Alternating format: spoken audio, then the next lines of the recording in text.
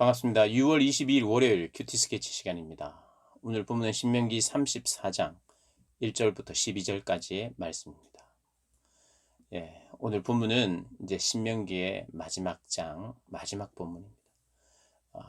결국 모세가 죽게 되는, 그리고 이스라엘 백성들의 애곡, 마지막 이 묘사를 하는데, 모세와 같은 선지자, 지도자는 이스라엘 역사의 전무후무한 자다.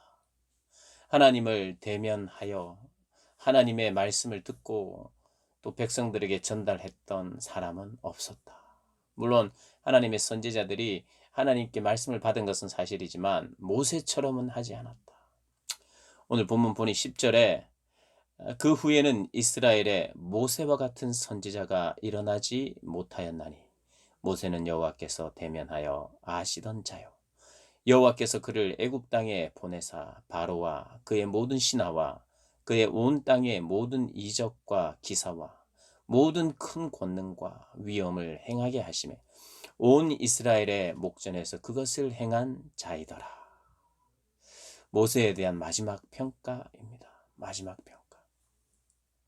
그런데 이 모세의 이런 평가가 있었지만 하나님은 이 모세가 우상화되지 않도록, 사람을 우상화시키지 않도록 그의 무덤을 사람들이 찾지 못하도록 합니다. 이 모세의 죽음도 특별했어요. 자연사가 아닙니다. 병들어 늙어 죽은 것이 아니고, 오늘 본문의 7절에 모세가 죽을 때 나이 120세였으나 그의 눈이 흐리지 아니하였고 기력이 쇠하지 아니하였더라. 이 느보산에 있는 어디죠? 느보산에 있는 벳볼 맞은편 모압 땅에 있는 골짜기에 장사되었는데 오늘까지 그의 묻힌 곳을 아는 자가 없더라.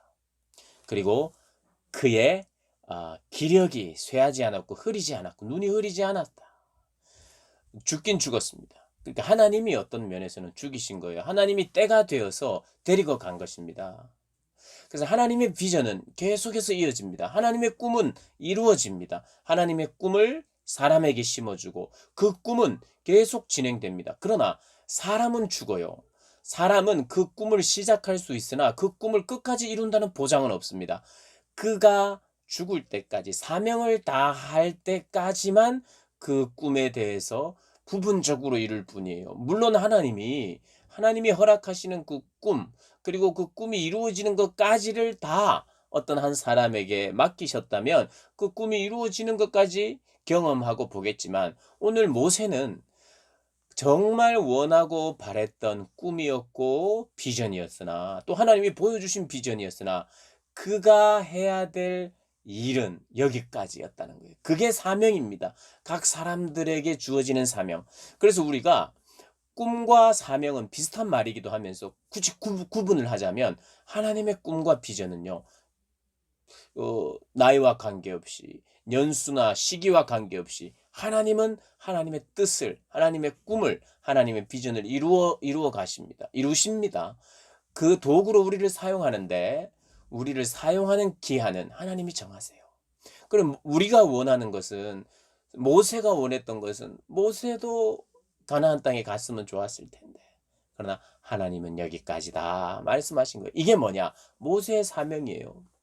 그래서 모세가 하다 힘들어 가지고 아파서 죽은 것이 아니라 사명이 끝나자 하나님이 부르신 거예요. 우리의 삶도 마찬가지입니다. 사람마다 언제 죽을지 몰라요.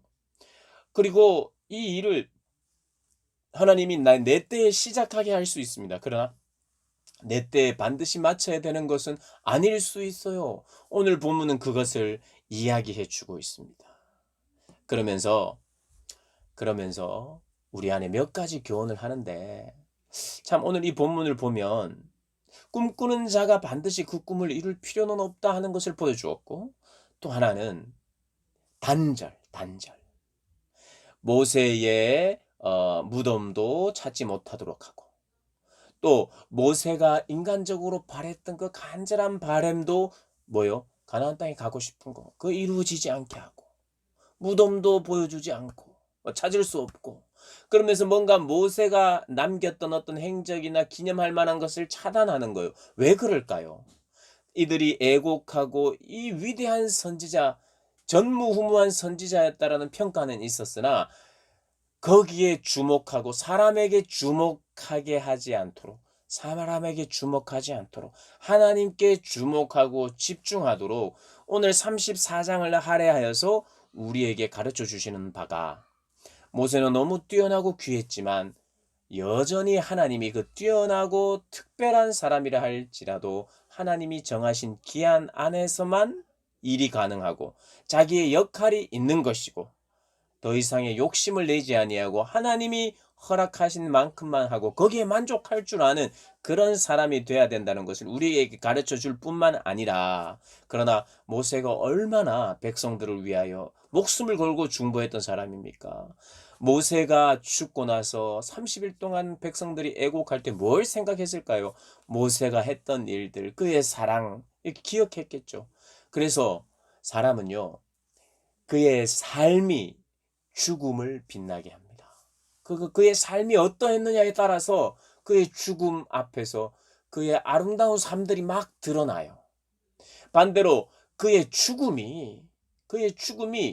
삶이 죽음을 또한 빛나게 합니다. 그가 이렇게 살았기 때문에 그 죽음, 그분의 그 사람의 죽음 앞에 슬퍼하고 애곡하고 그의 일을 기억하는 거죠. 그래서 삶이 죽음을 빛나게 하고 죽음이 삶을 빛나게 한다는 거 우리가 기억하면서, 나는 어떤 삶을 살아야 되겠는가? 어떻게 살고 어떻게 죽는 것이 복된 삶이며 복된 죽음인지를 우리가 한번 생각할 때 오늘 모세를 기억하고 또 모세를 통해서 가르쳐 준 그런 교훈들을 기억하면서 내 삶에 적용하는 그런 우리 사랑하는 고등부 학생들, 그리고 우리 선생님들, 그리고 모든 이 큐티 영상을 시청하는 분들 되시기를 주님의 이름으로 축복합니다.